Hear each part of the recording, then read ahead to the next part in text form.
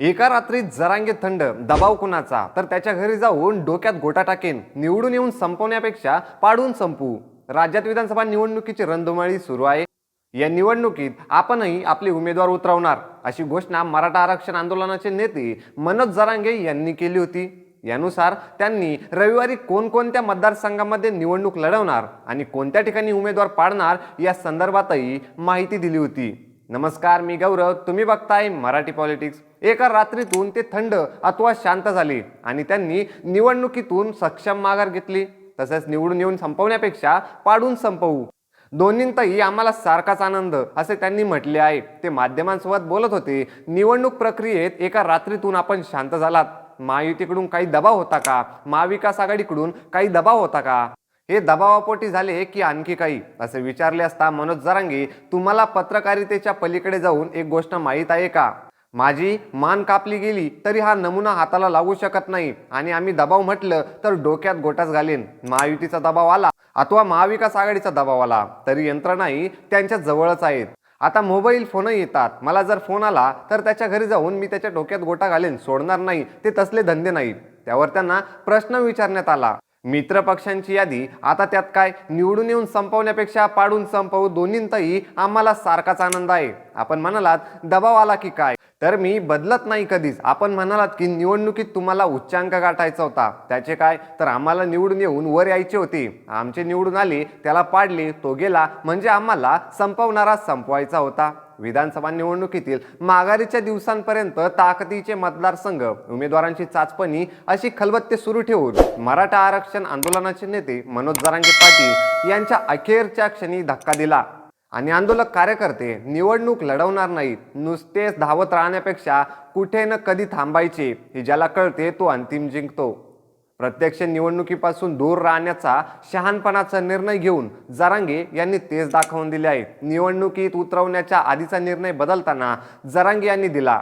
एका जातीच्या बळावर निवडणूक लढवणे सोपे नाही, ही कबुली पण महत्वाची आहे. अलीकडच्या हरियाणात निकालात हेच दिसले. भूपेंदर सिंह हुडा यांच्या नेतृत्वात एकजूट जात समाजाला इतर समाजांची साथ मिळाली नाही. परिणामी अगदीच अपेक्षित अशा विजयाने काँग्रेसला हुलकावणी दिली. अर्थात ही जाणीव जरांगे यांना आधी असावी, म्हणूनच त्यांनी मौलाना सज्जाद मोमानी व राजरत्न आंबेडकर यांना सोबत घेऊन मराठा, मुस्लिम व दलित समाजाची मोठ बांधण्याचा प्रयत्न केला. हा MMD फॉर्म्युला काही मतदारसंघामध्ये विजयाच्या जवळ नेणारा ठरेल असे त्यांना वाटले. तथापि देशाचे राजकारण बायपोलर बनले जात आहे. राष्ट्रीय लोकशाही आघाडी म्हणजे NDA किंवा विरोधकांची इंडिया, या दोन्ही आघाड्यांपासून दूर राहणाऱ्या पक्षांना मतदार फारसे पसंत करत नाहीत. हे वारंवार दिसून आले आहे. महाराष्ट्रातील मुख्य लढाई सत्ताधारी महायुती विरुद्ध लोकसभेला चांगले यश मिळालेल्या महाविकास आघाडीत आहे. अशा वेळी केवळ आरक्षणाच्या मुद्द्यावर मनोज जरांगे फॅक्टरला पसंती देतील याची खात्री नसल्यामुळे निवडणुकीत न उतरण्याचा निर्णय घ्यावा लागला असावा.